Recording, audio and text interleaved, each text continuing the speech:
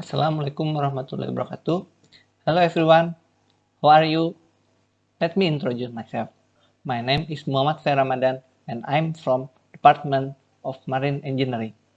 And on this occasion, I will explain about the number of motor vehicle by type in 2016 to 2018 and the composition of motor vehicle by type in 2018. And this is based on data from Indonesian Police and Badan Pusat Statistik.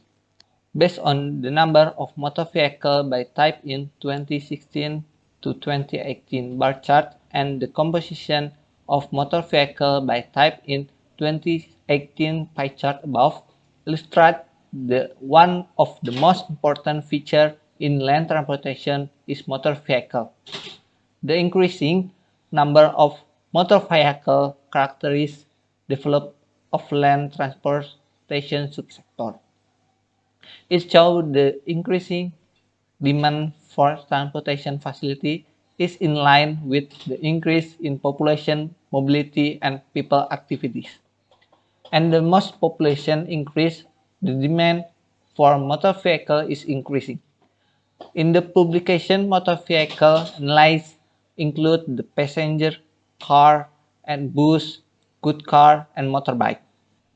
Motorcycle is a type of vehicle that mostly used by society.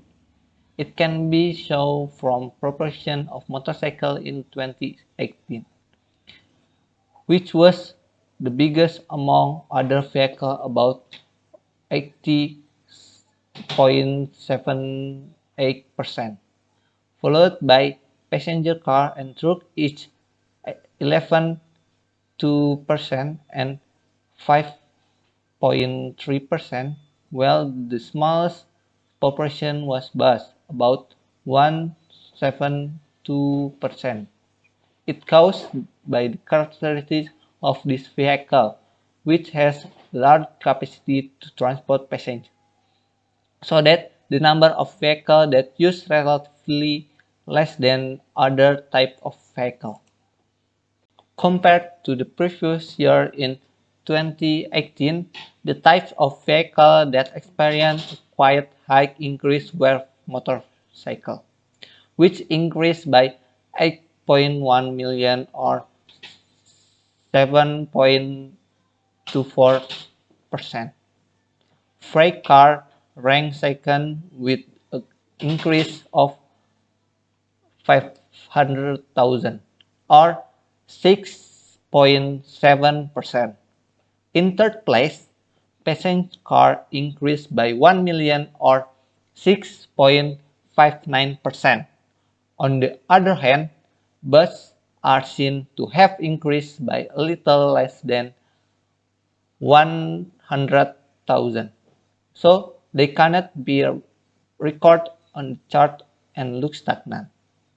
From the 2017 to 2018, the number of vehicles in Indonesia increased by 9.6 million vehicles.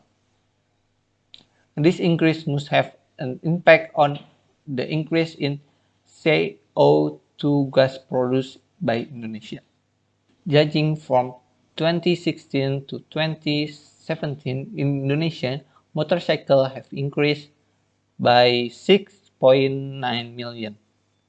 Passenger car increased by 900,000. Freight car increased by 300,000, while bus did not increase significantly, so that there is no visible increase in the graph. When viewed from the graph of the increase from year to year, each type of vehicle continues to increase. So the conclusion is that motorbike remains the most vehicle and the highest increase since 2016. This is due to affordability for motorbike by Indonesians at the level of society.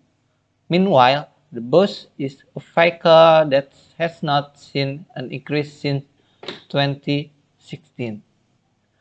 That's my explanation regarding the comparison of the number of motor vehicle by type in 2016 to 2018, and also the comparison of the composition of motor vehicle by type in 2018. I hope my explanation is clear enough and can increase your knowledge about statistical data, the number of vehicles in Indonesia in particular. Goodbye everyone, and thank you for your attention. Have a great day. Wassalamualaikum warahmatullahi wabarakatuh.